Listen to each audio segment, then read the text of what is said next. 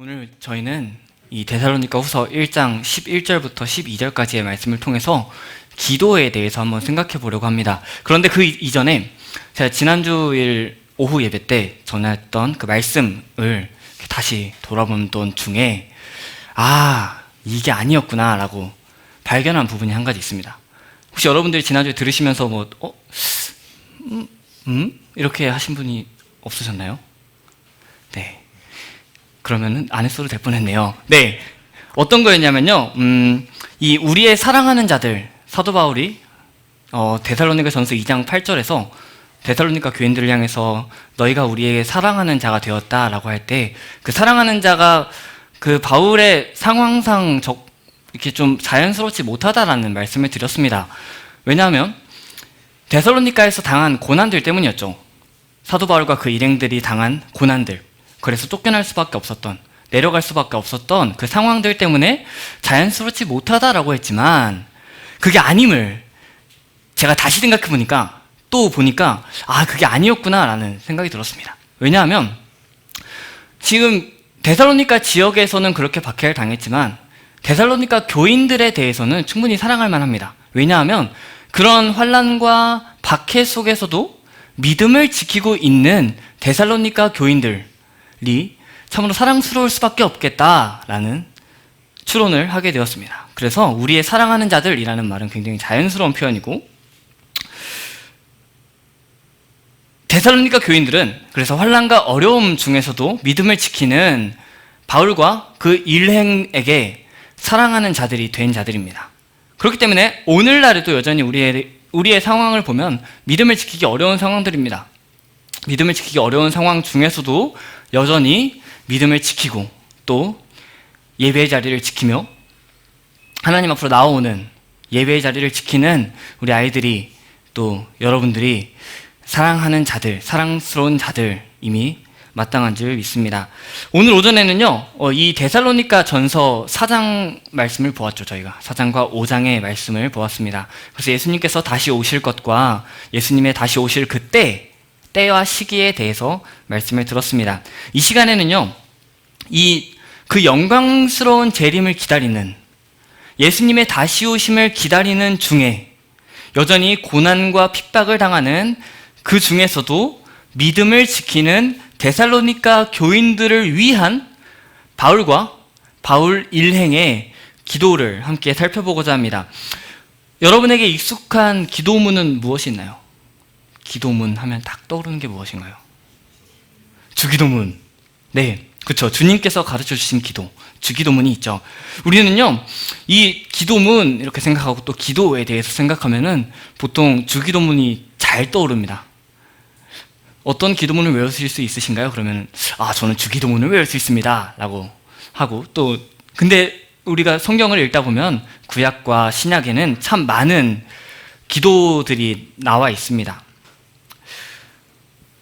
그래서 우리는 구약을 읽으면서, 특별히 요즘에 매일 성경을 통해서 시편 말씀을 읽고 있죠. 그 시편을 통하여서 우리가 그 시편을 우리의 기도로 삼고, 또한 신약 성경을 읽으면서, 또는 구약 성경의 역사서를 읽어나가면서 이 구약의 인물들이 어떠한 기도를 드렸는가라는 것을 또 살펴보고 그 기도를 함께 드리고, 또 신약 성경에 나오는 기도의 모습들을 보고, 또 특히 사도 바울이 한 그 기도의 내용들을 살피면서 그 기도의 내용을 따라 우리도 기도함이 마땅한 줄 믿습니다. 왜냐하면 이 기도는 교회를 위한, 그리고 다른 교인들을 위한, 그리스도의 몸된 교회를 위한, 하나님 나라 백성을 위한 기도이기 때문입니다. 그 여러 기도들 중에 오늘 우리는 이 데살로니가 후서 1장 11절부터 12절에 나타난 기도를 함께 살펴보려고 합니다. 바로 예수님을 믿기 때문에 모든 박해와 환난 가운데 있는 그들을 향한 기도 말입니다. 이를 통해서 오늘을 살아가는 예수님의 영광스러운 재림을 사모하는 저와 여러분이 이 재림을 사모하면서 살아갈 때 어떠한 기도로 서로를 위해서 기도해야 할 것인가? 우리가 소망의 말로 서로를 위로하라 라는 말이 오늘 본문에 나타났죠. 데살로니가 전서 4장에 나타났죠. 위로하라. 그러므로 너희는 이 말들로 위로하라 라고 했고, 또 이 본문을 통해서는 이 영광스러운 재림을 기다리면서 당하는 고난, 그 고난 가운데 있는 자를 위해 우리가 무엇을 기도해야 할 것인가를 함께 생각해 보려고 합니다. 세 가지로 살펴보겠습니다. 첫 번째로는요, 그 내용의 첫 번째는 우리 하나님이 너희를 그 부르심에 합당하게 하시기를 위한 기도입니다. 여기 이 부르심이라고 나와 있습니다. 부르심에 합당하게 해달라 하는데 이 부르심이 무엇일까요? 이 부르심에 대해서 보통 한 두 가지로 생각합니다. 먼저는 우리가 예수님을 믿게 될 때의 그 효과적인 부르심, 믿게 하시는 그 부르심, 그리고 또 하나는 직업을 가질 때에 나는 자동차를 잘 만져, 나는 일로 부르심을 가졌어, 이러한 나는 언어를 잘해, 나에게 하나님께서 이런 부르심을 주셨구나, 이 부르심을 따라서 달려가는 이 두 가지 부르심을 생각해 볼 때가 있습니다. 그러나 근본적으로 이 부르심은 하나님 나라 백성으로서 우리를 부르시는 그 부르심을 말합니다. 왜냐하면요, 이 구원의 부르심 또한 하나님 나라 백성으로 근본적으로 부르시는 겁니다. 또한 하나님 나라 백성으로 부르시고 이 땅에서 어떠한 직업을 가지고 사는 그 부르심 또한 하나님 나라 백성이 근본이 되어서 살아가는 거기 때문이죠. 그래서 오늘 사도 바울이 기도할 때에 우리 하나님께서 너희를 그 부르심에 합당하게 하시기를 위하여 기도할 때는요, 하나님 나라 백성으로 부르신 그 부르심에 합당하게 하시기를 위한 기도입니다. 성경이 가르치는 부르심은, 특히 이 사도 바울이 말하는 부르심은 하나님께서 믿는 자로 하여금 죄와 사망, 사탄과 어두움의 나라에서 건지시기 위하여, 즉 구원하시기 위하여 자신의 능력을 쏟으시고 사랑을 쏟으시는 겁니다. 즉 구원하시기 위하여 예정하신 그 예정을 실현하는 것이 바로 부르심입니다. 지금 사도 바울은 성도들을 부르신 그 목적, 하나님께서 성도들을 구원하신 그 목적, 그 목적대로 그 목적에 성도들의 삶이 방식이 일치하기를 원한다는 겁니다. 그러니까 이렇게 말하는 겁니다. 우리 하나님께서 너희를 구원하신 그 목적에 합당하게 하시기를 구하노라 라고 기도하는 겁니다. 5절을 보니까요, 데살로니가 후서 1장 5절을 보니까요, 이렇게 말합니다. 이는 하나님의 공의로운 심판의 표요, 너희로 하여금 하나님의 나라에 합당한 자로 여김을 받게 하려 함이니 라고 말합니다. 여기 지금 하나님의 나라에 합당한 자로 여김을 받게 하려 함이니 라고 말합니다. 그런데 이는 이렇게 말하면서 시작하죠. 앞에 있는 구절에 이유라는 겁니다. 그래서 4절을 봐야 해요. 그러니까 4절을 보니까 이렇게 말합니다. 그러므로 너희가 견디고 있는 모든 박해와 환난 중에서 너희 인내와 믿음으로 말미암아 하나님의 여러 교회에서 우리가 친히 자랑하노라. 지금 데살로니가 지역에 있는 교인들이 견디고 있는 모든 박해와 환난 중에서 인내와 믿음의 삶을 사는 것, 그것을 바로 하나님 나라에 합당한 자로 여김을 받는 것이라고 말하고 있습니다. 즉 하나님 나라에 속한 성도는요, 이 세상에서 박해와 환난을 피할 수 없습니다. 그렇기 때문에 박해와 환난 자체가 하나님 나라에 합당한 자로 여기심 받는 것입니다. 이것은 사도 바울만 말한 것이 아니죠. 요한복음 15장에 보면요, 너희는 포도나무고, 아니죠, 너희는 포도나무고 나는 가지고, 아니죠, 나는 포도나무고 너희는 가지고, 그쵸? 저희가 포도나무고 예수님이 가지면 안 되죠? 네, 나는 포도나무고 너희는 가지라 라고 하실 때에 그 요한복음 15장에 18절 19절을 보면요, 너희가 세상에 속하지 않았기 때문에 세상이 너희를 미워한다 라고 말합니다. 그리고 20절을 또 보니까 세상이 너희를 미워하는데 박해한다고까지 말합니다. 즉 우리가 예수님께 속했다면 세상이 우리를 박해하는 것이 마땅한 것이고, 세상이 우리를 박해한다면 우리가 예수님께 속한 것이 라는 것을 증명하는 것입니다. 그렇기 때문에 하나님 나라에 합당한 자의 삶을 사는 것은 박해와 환난 중에 인내와 믿음의 삶을 사는 것입니다. 무엇을 믿음으로 살아갑니까? 영광스러운 재림이죠. 영광스러운 그 날을 사모함으로 하루하루 인내와 믿음의 삶을 살아가는 겁니다. 지금 데살로니가 교인들의 상황, 박해와 환난 중에서도 믿음과 인내를 계속하게 하시기를 구하는 것입니다. 다른 사람들이 보면요, 예수님을 믿지 않는 사람들이 보면 참으로 왜 저럴까 싶을 정도죠. 아니, 왜 굳이 그 길을 가면서까지 환난을 당하려는 거냐? 왜 굳이 환난과 박해를 받으면서까지 믿으려는 거냐? 라고 생각할 수가 있습니다. 그러나 환난과 박해의 끝이 무엇인지를 우리는 기억해야 됩니다. 데살로니가 후서 1장 7절을 보니까요, 이렇게 말합니다. 환난을 받는 너희에게는 우리와 함께 안식으로 갚으시는 것이 하나님의 공이시니 라고 말하고 있습니다. 환난과 박해의 끝은요, 하나님께서 안식으로 갚아주시는 것입니다.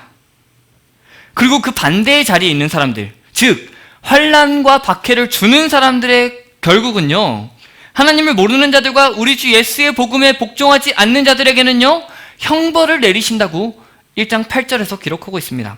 9절에서도 계속 이어서 말합니다. 이런 자들은 주의 얼굴과 그의 힘의 영광을 떠나 영원한 멸망의 형벌을 받으리로다 라고 말합니다.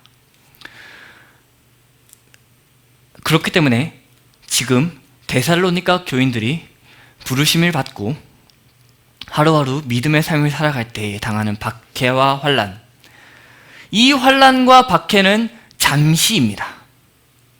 이 생에서 잠시 당하는 것입니다. 그리고 예수님께서 영광스러운 모습으로 다시 오신 그 이후에 이 믿음과 인내의 삶을 살았던 자들에게는 영원한 안식과 영광이 있는 것입니다.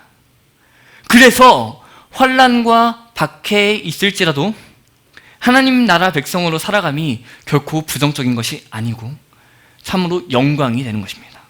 그러므로 우리도 마땅히 모든 성도들을 위하여 이렇게 기도해야 됩니다. 하나님, 함께 믿음의 생활을 하는, 함께 신앙하는 우리의 교회의 지체들이 하나님의 부르심에 합당한 자로 여김받게 해주십시오. 그리고 그 합당한 자로 여김받은 가운데서 나타나는 환난과 박해 중에서 하나님께서 위로하여 주십시오. 그렇게 위로하여 주시기를 기도하고 또 영광스러운 그 재림을 사모하며 서로 위로해야 하는 것입니다. 그렇게 함께 살아내는 것이 바로 믿는 자의 삶인 줄 믿습니다. 바울이요, 이어서 또한 구합니다.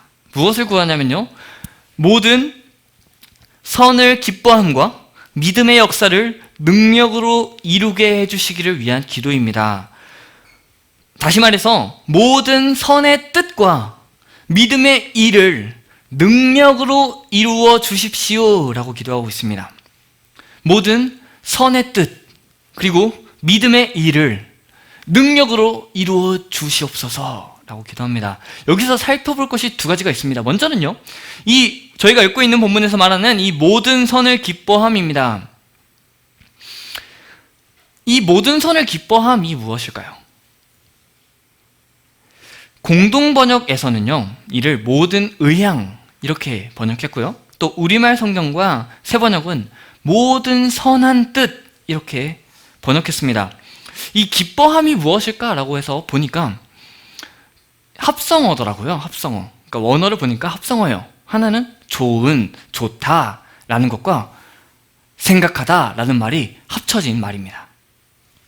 그래서 좋게 생각한다, 기뻐한다, 이걸 명사로 바꾸면 기뻐함, 좋게 생각함, 생각하기에 좋은 것, 바로 그것이죠.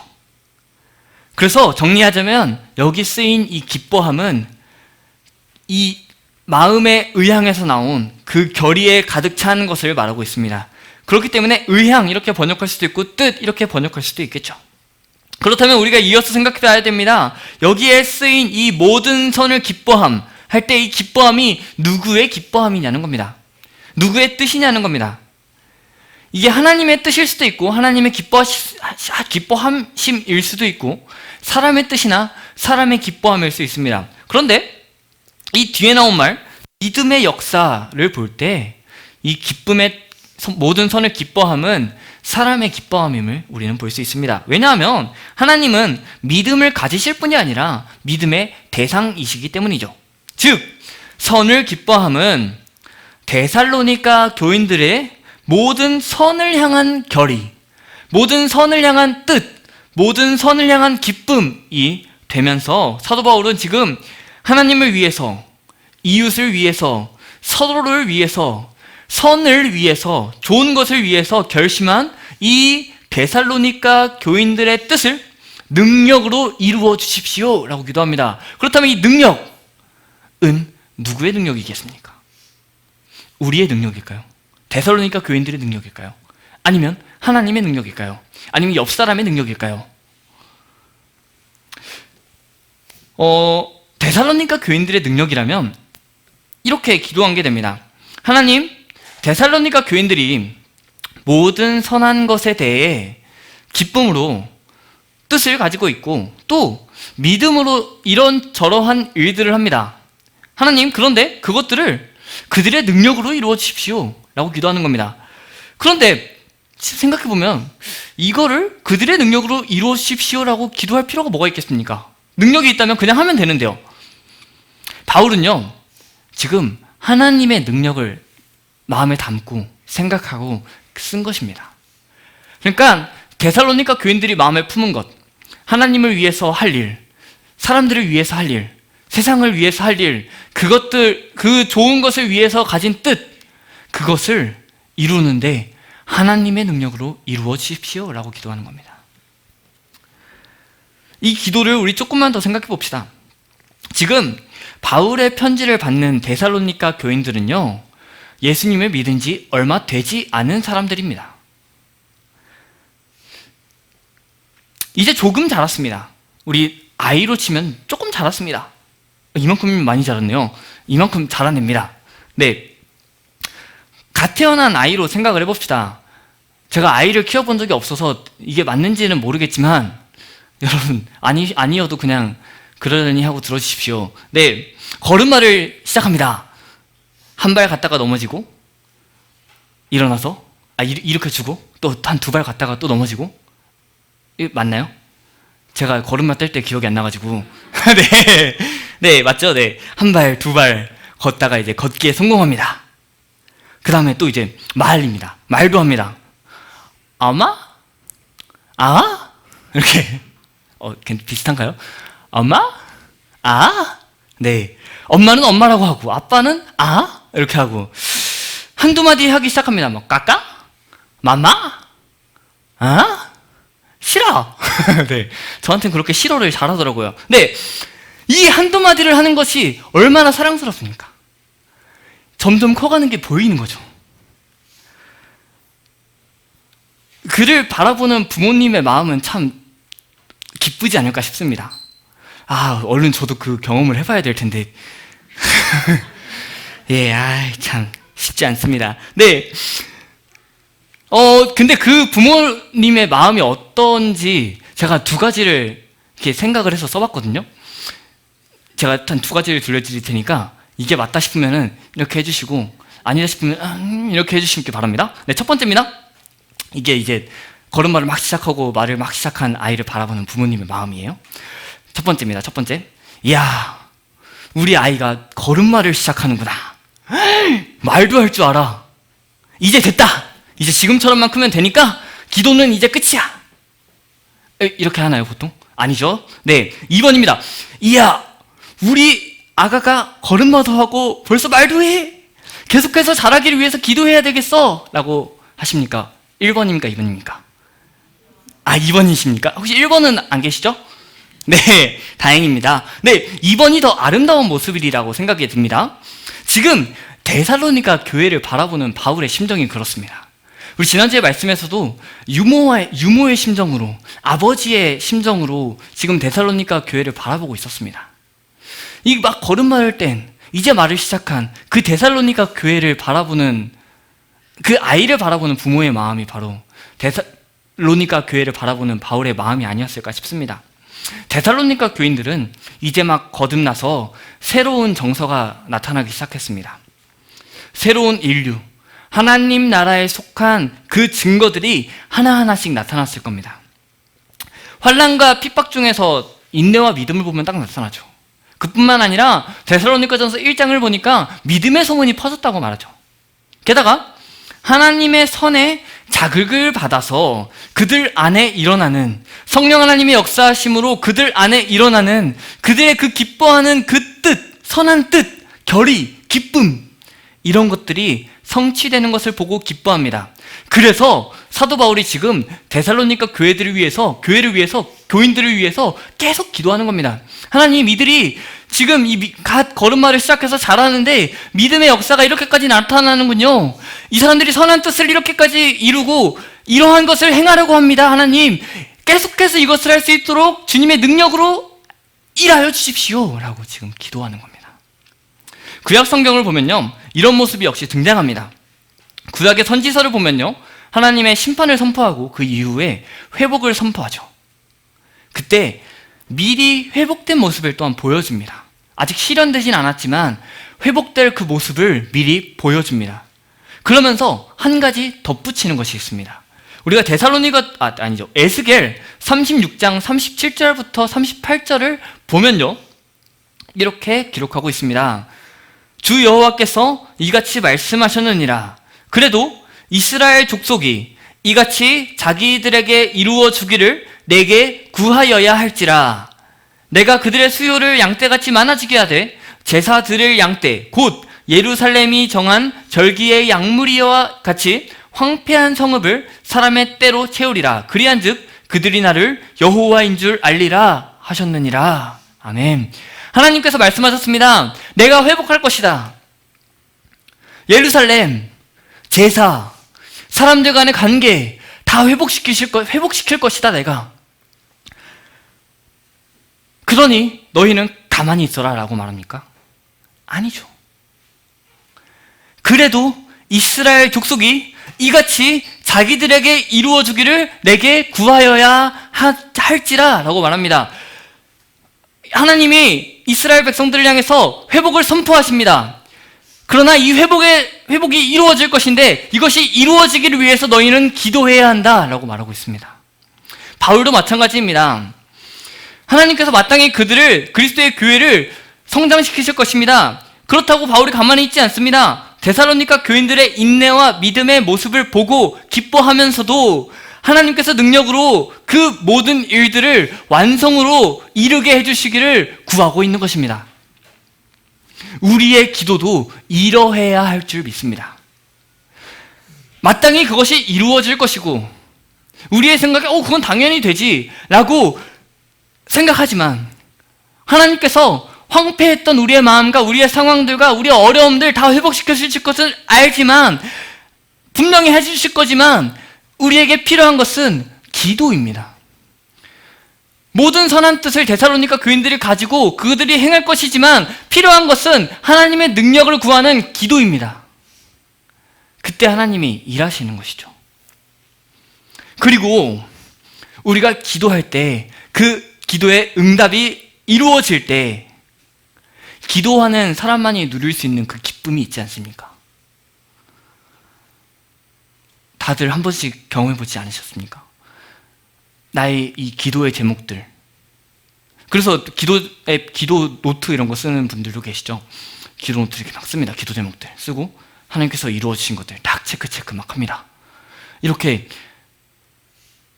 기도하는 자만이 누릴 수 있는 이 기쁨, 이것을 아시는 분들은 계속 기도하시면서 그 기쁨을 유지해 나가시기를 바랍니다. 특히 우리 아이들을 위해서 기도해 주시면서 또한 여러분들 서로를 위하여서 기도하시면서 서로의 기도 제목을 알고 또 기도하는 그러한 가운데서 하나님의 일하심을 맛보는 여러분이 되시길 소망합니다. 모르시는 분은 오늘부터 시작해서 기도하시며 그 기쁨을 경험하게 되시기를 소망합니다. 그러한 자들이 세워질 수 있도록 기도해 주십시오. 그 짜릿함, 그 기쁨, 기도를 들어주셨다는 그 기쁨을 경험한 자들, 아직 경험하지 못한 자들을 위해서 기도해 주십시오. 그들이 마땅히 기도하고 그 기도의 제목들이 이루어져 나갈 수 있도록 말입니다. 우리의 교회 공동체와 교회 공동체를 위한 기도와 그 기도의 제목들과 또한 내 주위에 있는 자들의 그 기도의 제목들을 하나님께 담대히 아뢰며 하나님의 능력을 맛보는 저와 여러분이 되시길 소망합니다. 세 번째입니다. 지금 이제 살펴볼 것은 앞에서 했던 기도들의 목적입니다. 부르심에 합당한 삶과 모든 선한 뜻과 그 의지들을 하나님의 능력으로 이루어 주십시오 라고 한 그 기도의 목적입니다. 바로 우리 주 예수의 이름이 너희 가운데서 영광을 받으시기를 바란다 라고 기도하는 겁니다. 즉 다시 말씀드리겠습니다. 부르심에 합당하게 해주시기를, 그리고 그들의 모든 선한 뜻과 믿음의 역사들이 완성에 이르게 해주시기를 구한 기도는요, 바로 이 예수 그리스도의 이름이 영광 받으시기를 구하는 것입니다.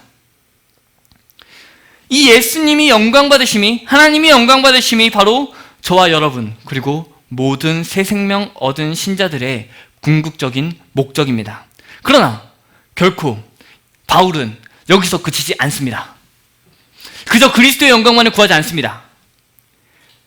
그냥 우리 주 예수의 이름이 영광을 받으시기를 해서 그친다면요, 오늘 본문을 볼 필요가 그래도 있긴 합니다만 그렇게까지 깊이 살펴볼 필요가 없습니다. 왜냐하면요, 우리의 이 믿음의 고백들을 담은 문답이 있죠.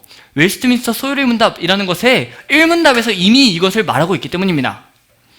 사람의 제일된 목적은 무엇입니까? 라고 물었을 때 사람의 제일된 목적은 하나님을 영화롭게 하고 영원토록 그분을 즐거워하는 것입니다 라고 하는 이 고백, 이 고백이나 우리의 이것들을 통해서 예수 그리스도께서 영광 받으시기를 위한 기도나 똑같은 거죠. 그냥 이 고백에 그치는 겁니다. 그런데요, 12절을 보면요, 우리 주 예수의 이름이 너희 가운데서 영광을 받으시고, 그 뒤에 계속해서 나옵니다. 너희도 그 안에서 영광을 받게 하려 함이라. 아멘. 원문을 보니까요, 너희도 그 안에서 라고 딱 하고 끝납니다. 딱 네 단어 씁니다. 너희도 그 안에서 라고 하고 딱 끝나버려요. 지금 이것이 우리가 주목해야 할 부분입니다. 예수님께서 영광 받으시는 것은요, 우리의 모든 삶의 목적입니다. 그런데 사도 바울이 지금 기도할 때 예수님께서 영광 받으시고 너희도 그 안에서 영광을 받으길 바란다 라는 기도를 하고 있는 거죠. 이 땅에서 예수님께 속한 그분의 몸된 교회가 행하는 선한 일, 그리고 믿음의 일들은 예수님께서 영광 받으심을 목적으로 하는 것이 분명합니다. 그런데 그 영광 받으심에서 그치지 않고 교회와 모든 피조물을 그 영광에 포함시킵니다. 그럼 어떻게 됩니까? 우리 주 예수 그리스도께서 영광을 받으실 때 그 안에 속한 그를 믿는 사람들도 함께 영광을 받는 것이죠. 그런데요, 또 하나 자세히 살펴보면요, 12절을 시작하면서 우리 하나님과 주 예수 그리스도의 은혜대로라고 말합니다. 그 뒤와 뭐가 다르죠? 우리 하나님과 주 예수 그리스도의 은혜대로, 그 뒤에는 우리 주 예수의 이름만 나타나고 있습니다. 하나님, 우리 하나님이라는 말이 빠져있죠. 우리 주 예수의 이름은 어떤 존재입니까? 데살로니가에 보낸 편지들을 우리가 천천히 살펴보면, 계속해서 읽어나가다 보면 이 우리 주 예수의 이름이라고 하는 이 우리 주 예수님은 영광 가운데에 다시 오실 그 분이십니다. 다시 오실 그분이시고, 다시 오셔서 믿는 자들에게 영원한 안식을 주고 환난을 받게 하는 자들에게는 환난을 주시는 주님, 재림하시는 영광의 주님이십니다. 지금 바울은 그 영광스러운 장면을 떠올리면서 말하고 있습니다. 오늘 우리가 읽었죠. 데살로니가전서 4장 13절부터 18절까지 있는 말씀, 특별히 16절부터 18절까지 있는 말씀, 천사장의 소리와 하나님의 나팔 소리와 호령으로 임하시는 그때에 죽은 자들이 일어나고 산자들도 그 뒤에 따라서 일어나서 영광 중에 주님을 배웁는, 그리고 영원히 그 나라에서 함께 살아가는 그 영광의 모습을 지금 사도 바울은 바라보고 있는 것입니다. 그래서 우리 주 예수의 이름을 말하고 있는 것이죠. 그렇기 때문에 너희도 그 안에서 라고 말할 때는 우리 주님이 오실 그때 영광의 그 재림의 순간에 주님의 영광에 걸맞은 수준으로 모든 피조물과 모든 신자들을 끌어올리시는 겁니다. 우리 주님의 영광스러움에 걸맞게 사람들을 끌어올리는 것이죠. 생각해 봅시다. 영광스러운 주님이 나타나십니다. 영광 가운데 나타나세요. 호령과 천사장의 나팔 소리와 하나님의 나팔 소리로 임재하십니다. 그때 사람이 시덥지 않고 죄와 오염으로 가득 차며 얼룩져 있는 모습을 생각해 보십시오. 게다가 주님 오심을 준비하지도 않았다면 말입니다. 이는 분명히 그 영광 중에 오실 예수님께 불명예가 되는 겁니다. 에베소서 5장 25절부터 27절까지의 말씀을 보니까요, 남편과 아내 사이의 그 사랑의 이야기를 하면서 특별히 남편이 아내를 사랑할 것을 이야기하는 중에 이렇게 이야기합니다. 예수님께서 교회를 사랑하신 모습을 이야기하죠.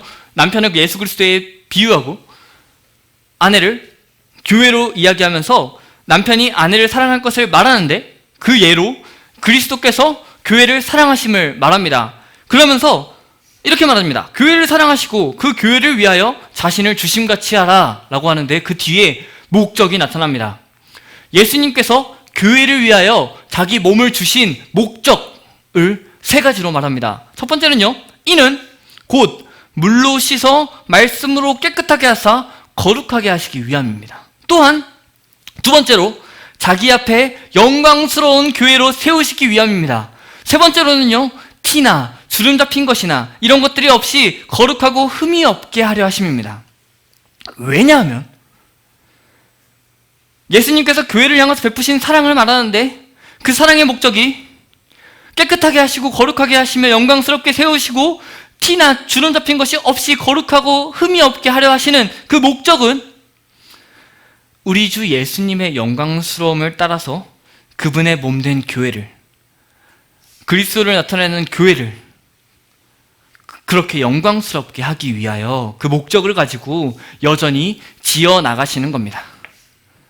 그 영광스러운 모습을 따라 살도록 이끌어 나가시는 거죠.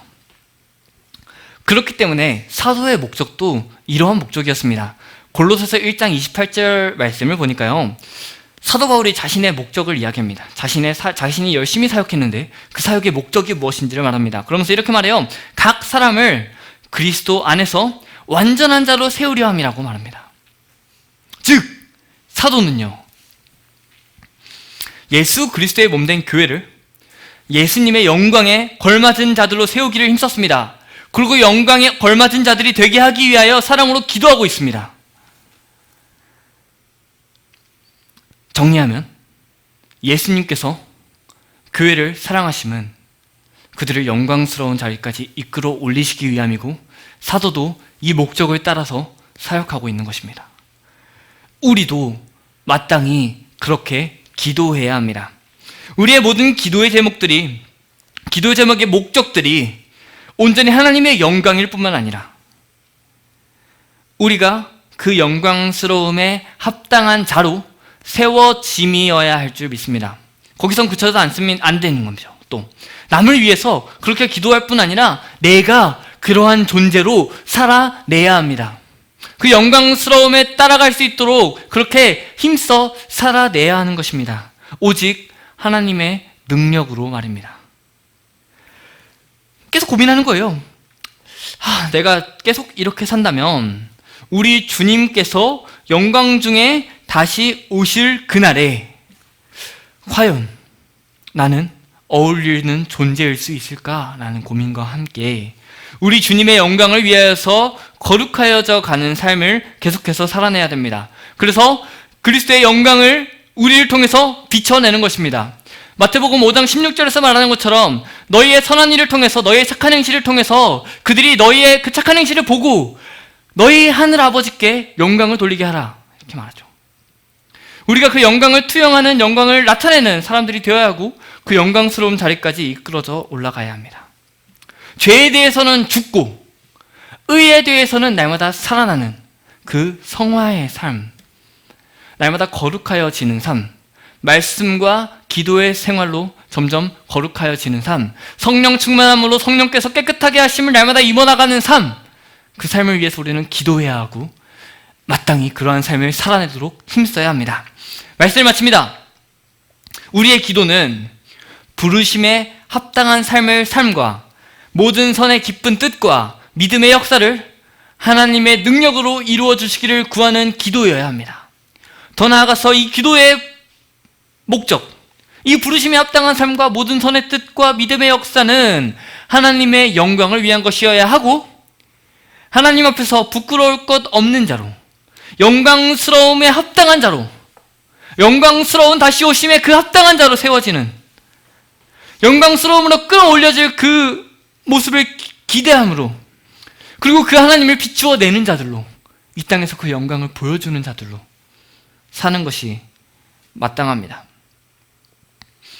우리가 서로를 위해서 기도할 뿐 아니라 이 하나님의 말씀에 나 자신을 비추어 보아 돌이키고 기도하며 하루하루 말씀을 따라 살아가야 할 줄 믿습니다. 그렇게 할 때 우리 주님께서 다시 오실 때에, 그 영광 중에 오실 때에 그 영광스러움으로 우리도 함께 동참할 그날을 기대하면서 영원한 구원과 그 안식을 고대하면서 그 영광스러움을 향하여서, 그 온전함을 향하여서 하루하루 말씀과 함께 역사하시는 성령님과 동행하며 성령 충만함으로 세상에 그리스도의 영광을 나타내 보이시는, 그리고 서로를 위하여 기도하기를 결코 쉬지 않으시며 함께 믿음과 인내의 삶을 살아내시는 저와 여러분이 되시기를 소망합니다.